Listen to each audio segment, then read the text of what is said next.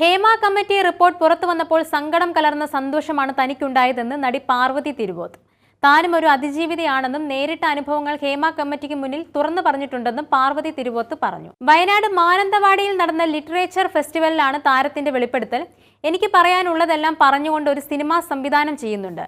അതിജീവിത എന്നൊരു വ്യക്തിയുടെ ജീവിതത്തിൽ നിന്നാണ് എല്ലാവരുടെയും ജീവിതം മാറിയത്.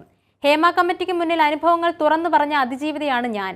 സ്ത്രീകൾ നേരിടുന്ന പ്രശ്നങ്ങൾ ഓരോ തവണ പറയുമ്പോഴും അത് വിട്ടേക്ക് എന്നായിരുന്നു എനിക്ക് കിട്ടിയ മറുപടി. അത് വിട് പാർവതി, നമ്മളൊരു കുടുംബമല്ലേ, നമുക്ക് ഓണമൊക്കെ ആഘോഷിച്ച് സദ്യയൊക്കെ കഴിച്ച് സന്തോഷമായി അങ്ങനെ പോകാം എന്നാണ് നേതൃത്വം പറഞ്ഞത്. ഹേമ കമ്മിറ്റി റിപ്പോർട്ട് പുറത്തു വന്നതിന് പിന്നാലെ സിനിമയിലെ പുരുഷ വിഗ്രഹങ്ങൾ ഉടഞ്ഞതിൽ എനിക്കും വേദന തോന്നിയിരുന്നു. 16 പേരടങ്ങുന്ന വാട്സപ്പ് ഗ്രൂപ്പിൽ നിന്നാണ് സംഘടന പിറന്നത്. പ്രശ്നങ്ങളും പരിഭവങ്ങളുമൊക്കെ പങ്കുവെക്കുകയായിരുന്നു ആദ്യം ചെയ്തത്. അവിടെ നിന്നാണ് ഒരു കൂട്ടായ്മയുണ്ടായത്. അനീതിയെക്കുറിച്ച് ആളുകൾ വിശ്വസിച്ച് തുടങ്ങാൻ 7 വർഷത്തോളം എടുത്തു. ഹേമ കമ്മിറ്റി റിപ്പോർട്ട് വന്നപ്പോൾ WCC അംഗങ്ങളുടെ നിലപാട് ശരിയാണെന്ന് പലരും പറഞ്ഞു. അമ്മയിൽ ഉണ്ടായിരുന്നപ്പോൾ പ്രശ്നങ്ങളൊന്നും പരിഹരിക്കാൻ നേതൃത്വത്തിന് സാധിച്ചിരുന്നില്ല. ആദ്യ 10 വർഷത്തിനകം ഏറ്റവും കൂടുതൽ ചിത്രത്തിൽ അഭിനയിക്കണം, വയസ്സ് കൂടുന്തോറും സിനിമയിൽ അവസരം കുറയുമെന്നൊക്കെയാണ് സിനിമാ മേഖലയിൽ കടന്നു വരുമ്പോൾ തന്നെ സ്ത്രീകൾക്ക് ലഭിക്കുന്ന ഉപദേശമെന്നും പാർവതി തിരുവോത്ത് വ്യക്തമാക്കി.